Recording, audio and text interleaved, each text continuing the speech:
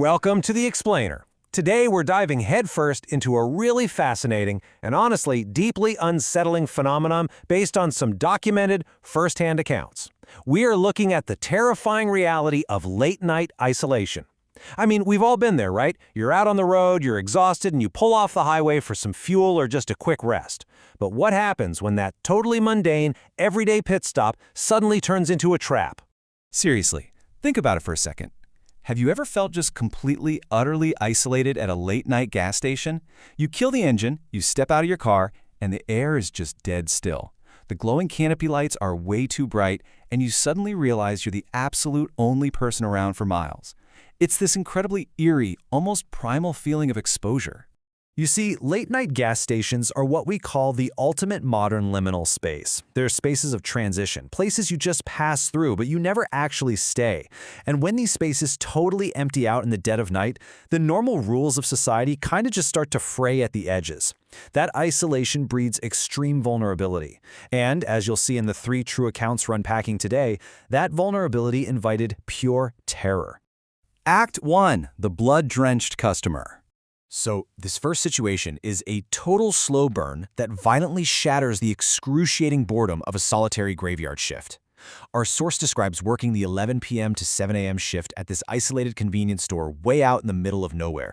Just try to picture the sensory deprivation here. Dead silence. Nothing but the faint, hypnotic buzzing of those old fluorescent lights. Hours just blur together into this one giant lump of misery, and your brain literally goes numb. So when the front door chime finally rings, it is incredibly jarring. But what walked through that door? It completely broke reality. A tall, athletic guy walks in, but there is a literal cartoonish amount of blood splattered all across his chest, his face, and his arms. And you know the most terrifying detail? His eyes were entirely empty. He looked completely relaxed, just casually browsing the aisles like it was a Sunday afternoon. The clerk is just staring in absolute shock when the man smiles and says, "Calm as anything, don't worry, it's not my blood." I mean, just let that sink in for a second. The escalation here is terrifyingly fast. The clerk tries to act normal, rings the guy up, and at 2 a.m., the man actually leaves. A massive sigh of relief, right? Wrong. At 2:01 a.m., the clerk locks the door and immediately calls 911. But at 2:03 a.m., right mid-sentence with the dispatcher, the door chimes again. The man had seen him through the window. He storms in, completely furious now, and by 2:05 a.m., he literally launches his entire body across the counter, tackles the clerk to the ground, and starts strangling him. So this goes from totally bizarre to a literal frantic fight for life in seconds. The clerk is on the floor, thrashing, kicking, scratching, and getting covered in whatever mysterious blood this attacker had walked in with. In a final, totally desperate move, the clerk bluffs. He screams at the top of his lungs that he has a gun.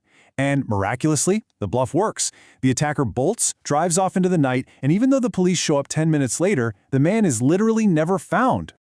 Act 2. The suited stalker. Because yeah, this clerk's nightmare was far from over. Months later, at that exact same gas station, the immediate physical danger was replaced by this slow drip of intense psychological dread. The threat completely evolved. Think about it. Our first attacker was chaotic, spontaneous, dripping in blood. But now, a new man walks into the store right at midnight, and he is cold, calculated, and wearing an impeccably tailored, really expensive dark gray suit. He doesn't browse. He doesn't even look at the aisles. He walks with utter, terrifying purpose right up to the counter. This suited man silently reaches into his jacket and places a photograph right on the counter. It's a picture of the first blood-covered attacker. The sheer terror of this exact moment is just unimaginable. This whole thing wasn't random. The suited man, speaking in this incredibly gruff, heavily smoked voice, asks if the clerk recognizes him. Pure gut survival instinct kicks in, and the clerk flatly denies it. What follows is this painfully long, excruciating silence. Then the suited man just stares at him and simply says, "I know you're lying," and walks out.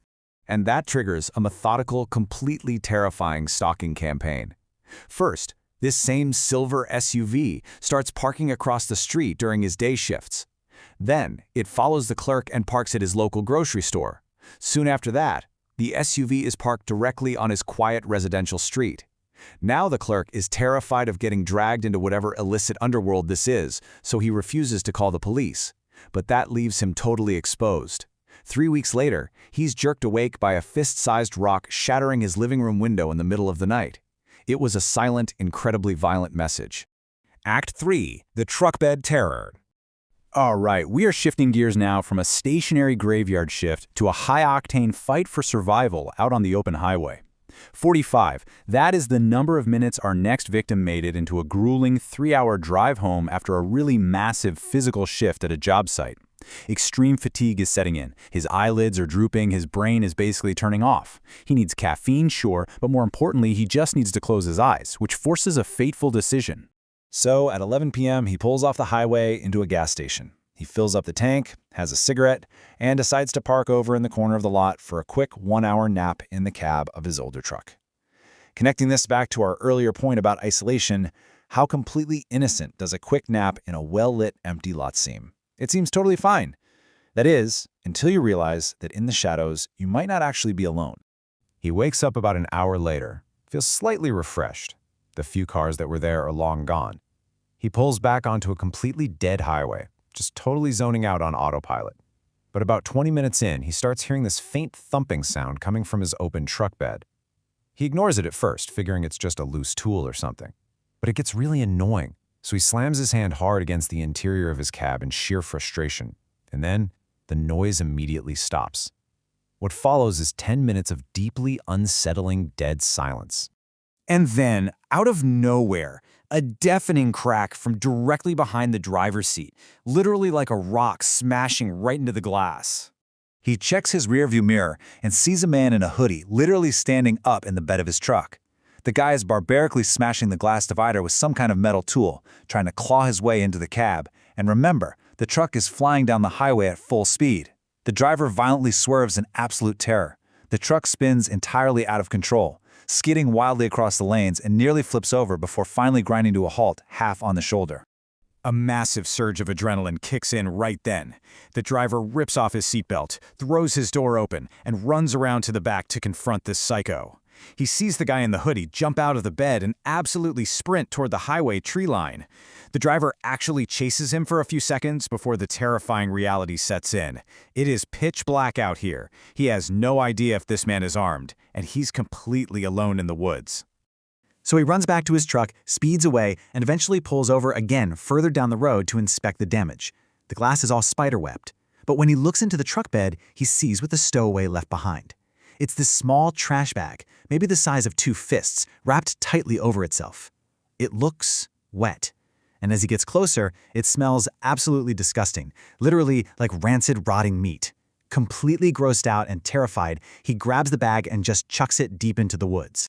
He gets back in the driver's seat, and as the adrenaline finally starts to fade, he looks down at his hands resting on the steering wheel, and his hands are tinted red. The bag was completely coated in blood. It is such a sickening twist, because whatever that man was hiding, whatever he was carrying into the bed of that truck while the driver slept, it was covered in blood. Surviving the night, the aftermath. You know, surviving the night is really only half the battle, and the aftermath of these 3 terrifying encounters carries immense, completely unresolved trauma. In all of these instances, the police were either unable to help or the victims were just too paralyzed by fear and paranoia to even risk calling them. Our convenience store clerk, he was forced to quit his job, move to a different town, and eventually flee out of state entirely just to escape his stalker. Both of the men we talked about suffer from lingering severe PTSD. But what you should really take away from this explainer is the terrifying reality of the perpetrators. These weren't supernatural movie monsters. They were everyday people intersecting with our sources in totally normal, everyday liminal spaces. These cases remain entirely unsolved today. The motives are completely unknown. And frankly, it leaves us with one incredibly chilling thought.